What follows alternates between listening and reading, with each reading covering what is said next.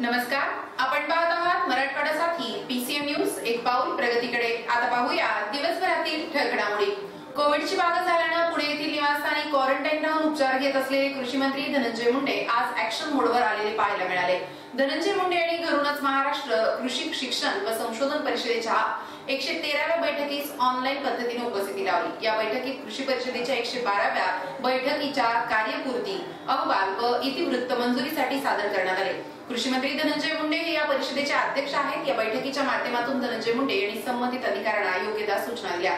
धनंजय मुंडे हे मागील 5 ते 7 दिवसापासून कोविड बाधित असून ते पुणे येथील निवासस्थानी उपचार घेत आहेत। आजपासून त्यांनी ऑनलाईन पद्धतीने कामकाजास सुरुवात केली आहे।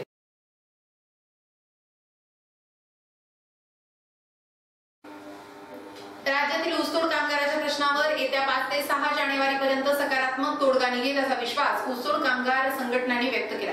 ऊसतोड कामगारांच्या नेत्या पंकजा मुंडे यांची ज्येष्ठ नेते शरद पवार आणि साखर संघाच्या अध्यक्षांशी सविस्तर चर्चा झाली। त्यामुळे आताच कोयता बंद करण्याची गरज नाही, निर्णय होईपर्यंत सर्व काही सुरळीत चालू देणार असल्याचं संघटनांनी ठरवलं। ज्येष्ठ नेते शरद पवार साहेब आणि पंकजाताई मुंडे यांच्यात असलेल्या ऊसतोड कामगारांच्या लवादाचे निर्णय दरवर्षी होतात। त्यानुसार साखर संघाबरोबर आमच्या 2-4 बैठका देखील झालेल्या आहेत। या बैठकीचा पंकजाताई मुंडे यांनी पूर्ण आढावा घेतलेला असून ऊसतोड कामगार संघटनांची भेटही घेतली आहे। त्याचबरोबर त्यांची शरद पवार आणि साखर संघाच्या अध्यक्षांशी चर्चा झाली आहे। येत्या 5-6 तारखेच्या आसपास यावर निर्णय फायनल होऊन सकारात्मक तोडगा निघेल असा विश्वास कामगार संघटनांनी व्यक्त केला आहे। 5-6 तारखेच्या बैठकीत जे होईल त्यानंतर पुढील भूमिका ठरवण्यात येईल। त्यामुळे आताच कोयता बंद करण्याची आवश्यकता नाही। ऊसतोड कामगार व मुकादमांनी कुठल्याही चुकीच्या गोष्टीला बळी पडू नये। 5-6 तारखेपर्यंत सर्व सुरळीत चालू द्यावं। तदनंतर शरद पवार, पंकजाताई मुंडे व साखर संघ संबंधित संघटनांची भेट घेतील आणि पुढच्या गोष्टी ठरवतील असं निवेदनात म्हटलंय। आतापर्यंत इतिहासात ऊसतोड कामगारांच्या इतिहासातच निर्णय घेतलेला आहे। गोपीनाथराव मुंडे साहेबांपासून हीच पद्धत चालू असल्यानं त्याच पद्धतीनं यावेळी निर्णय होईल असा विश्वास ऊसतोड कामगारांना आहे। पंकजाताईंनी देखील 5-6 तारखेच्या आसपास सकारात्मक निर्णय होईल तोपर्यंत सर्व सुरळीत चालू द्यावं असं सांगितलं असल्याचं सर्व गोपीनाथरावजी मुंडे साहेब ऊसतोड मजूर व मुकादम गोपीनाथरावजी मुंडे साहेब ऊसतोड मजूर व मुकादम वाहतूकदार संघटना, महाराष्ट्र राज्य ऊसतोड मजूर मुकादम व वाहतूकदार संघटना, जय महाराष्ट्र ऊसतोड कामगार संघटना आदी संघटनांनी निवेदनात म्हटलं आहे।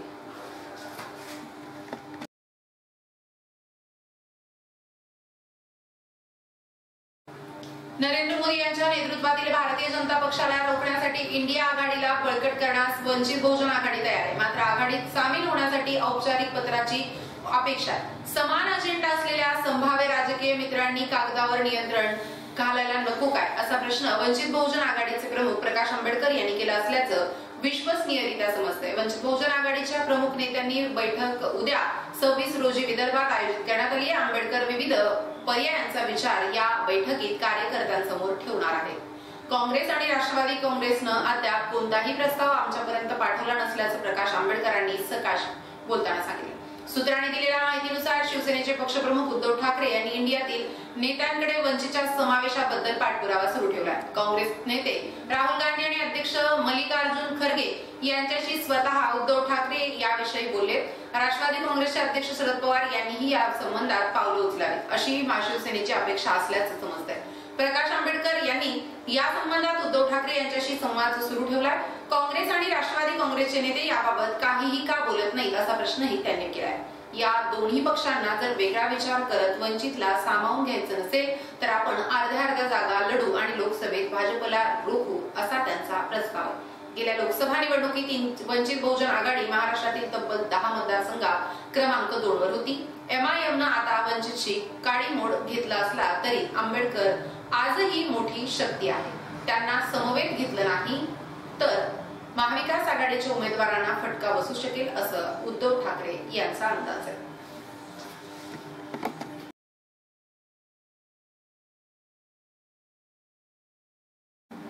संसदेच्या सुरक्षिततेच्या बाबतची हलगर्जीपणाबाबत केंद्रीय गृहमंत्री अमित शहा यांनी निवेदन करावं अशी मागणी करणाऱ्या खासदारांचं निलंबन करणाऱ्या हुकुमशाही सरकारच्या निषेधात परळी तहसील कार्यालयासमोर इंडिया घटक पक्षाच्या वतीनं मंगळवारी 26 रोजी सकाळी 11 वाजता निदर्शनं करण्यात आली। मोदी सरकारनं केलेले खासदारांचे हे निलंबन भारतीय लोकशाहीला घातक असल्याचं काँग्रेसचे परळी शहराध्यक्ष सय्यद हनीफ उर्फ बहादुरभाई यांनी सांगून या निलंबनाचा तीव्र शब्दात निषेध केला आहे। संसदेच्या सुरक्षा भंग प्रकरणी प्रधानमंत्री व गृहमंत्र्यांनी निवेदन करावं अशी मागणी करणाऱ्या 141 खासदारांना निलंबित करण्यात आले।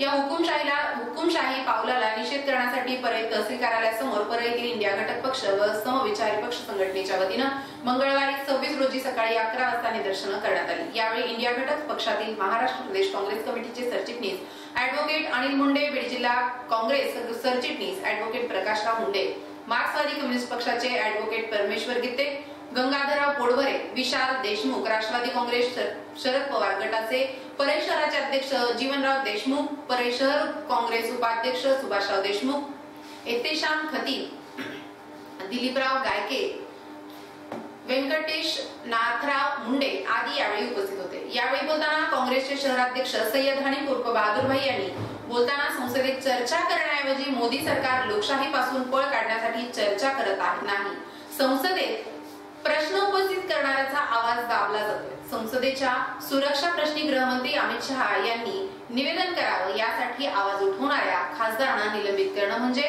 भारताची वाटचाल हुकुमशाहीकडे असल्याचं सांगून निषेध व्यक्त केला आहे।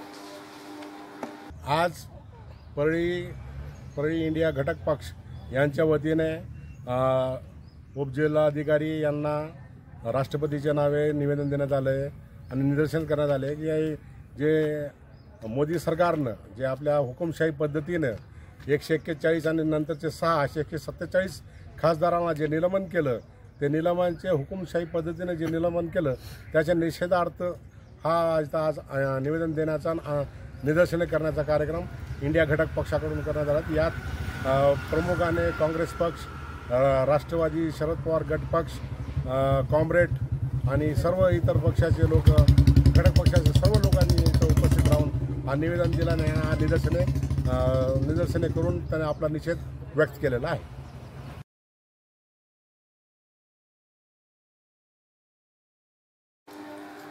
कैलासवासी आई बसव सोजरबाई सोपानराव गुट्टे यांच्या 12व्या तर कैलासवासी सोपानराव रामचंद्र गुट्टे यांच्या 7व्या पुण्यस्मरण दिनानिमित्त तळेगाव येथे 26-27 डिसेंबर रोजी कार्यक्रमाचं आयोजन करण्यात आलं होतं। तरी या कार्यक्रमात सर्वांनी उपस्थित राहावं असं विनंती गुट्टे परिवाराच्या वतीनं करण्यात आली। ईश्वररूपी आई वडिलांचं महत्व आपल्या जीवनात असतं। आई वडिलांचे सदैव स्मरण राहण्यासाठी गुट्टे परिवाराच्या वतीनं दरवर्षी आई वडील पुण्यस्मरण कार्यक्रमाचं आयोजन करण्यात येतं।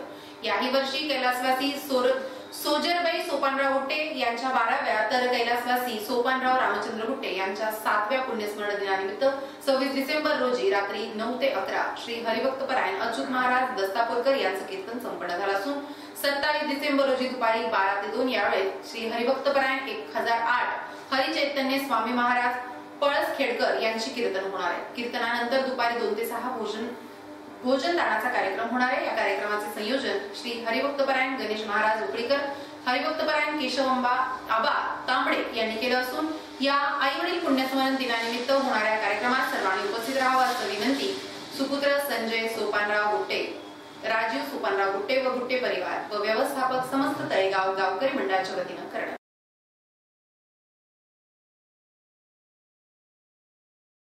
परळी तालुक्यातील इंदकवाडी सेवा सहकारी सोसायटी निर्विवादपणे राष्ट्रवादीचे नेते कृषी मंत्री धनंजय मुंडे यांच्या ताब्यात आली असून या सोसायटीच्या निवडणुकीतील ज्योतिनाथ मुंडे यांच्या पॅनलचे सर्वच्या सर्व उमेदवार विजयी झाले। सर्व विजयी उमेदवारांना नामदार धनंजय मुंडे यांच्या जगमित्र या संपर्क कार्यालयात ज्येष्ठ नेते वाल्मिकांना कराड यांनी सत्कार करून शुभेच्छा दिल्या। यावेळी नवनिर्वाचित chairman Jyotinath Munde, vice chairman Phulchand Munde, सदस्य बालाजी मुंडे, अंगद मुंडे, कुशावर्ती मुंडे, सुनंदा मुंडे, वसंत मुंडे, गणपत रोडे, पंडित जाधव, सुभाष राठोड, मुकुंद मुंडे, भगीरथ मुंडे यांचा सत्कार करण्यात आला। या प्रसंगी अभिमान मुंडे, गोरख मुंडे, संपत मुंडे, गंगाधर पारदे, केशव मुंडे यांच्यासह ग्रामस्थ उपस्थित होते।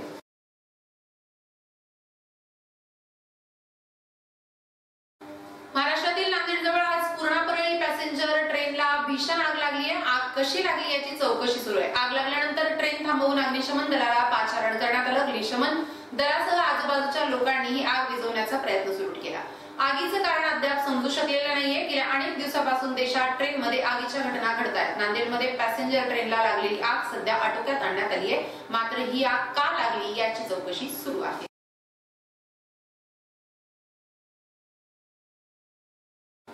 राजस्थानी पोद्दार लर्न स्कूल येथे 24 डिसेंबर रोजी विद्यार्थी व पालकांनी या वर्षीच्या स्नेह संमेलनात सहपरिवार सहभागी होऊन उत्साहात स्नेह संमेलन साजरे केले। सरस्वती पूजन व दीप प्रज्वलन करून संमेलनाला सुरुवात करण्यात आली। राजस्थानी पोद्दार लर्न स्कूलचे सचिव बद्रीनारायण बाहिती, उपाध्यक्षा प्रेमा बाहिती, प्रमुख अतिथी मारिया पोद्दार लर्न स्कूल निलंगाच्या प्राचार्य श्रीमती अंजुम पटेल, पोद्दार इंटरनॅशनल स्कूल लातूरचे प्राचार्य रेड्डी गिरधर, पोद्दार इंटरनॅशनल स्कूल सोलापूर प्राचार्य समिंदर पिंगारी, पोद्दार इंटरनॅशनल स्कूल अंबाजोगाईचे प्राचार्य कीर्तिकुमार देशमुख, पोद्दार इंटरनॅशनल स्कूल धाराशिव प्राचार्य श्रीमती रमैया टी तुतिका, बचपन स्कूलच्या प्राचार्या दीपा बाहिती यांचे पुष्पगुच्छ देऊन डोल वाजवून स्वागत गीत सादर करून मान्यवर पाहुण्यांचे स्वागत करण्यात आलं। यावेळी वार्षिक स्नेह संमेलनाच्या विविध स्पर्धांचं पारितोषिक वितरण समारंभ उत्साहात संपन्न झाला। विविध स्पर्धांमध्ये विजेत्या विद्यार्थ्यांना मान्यवरांच्या हस्ते पारितोषिक देऊन गौरवण्यात आलं।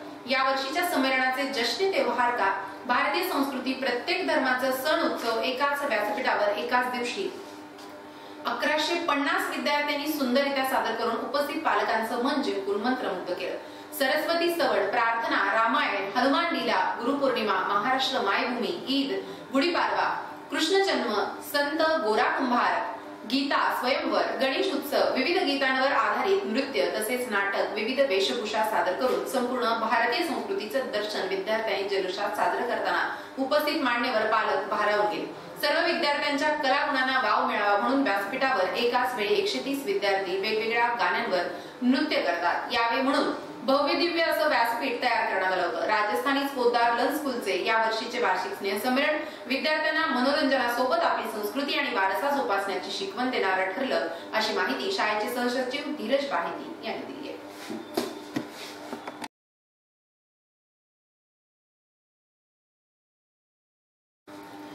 आता येथे सांगू, उद्या भेटूया याच वेळी याच ठिकाणी। मराठवाड्यासाठी PCN न्यूज एक पाऊल प्रगतीकडे। धन्यवाद।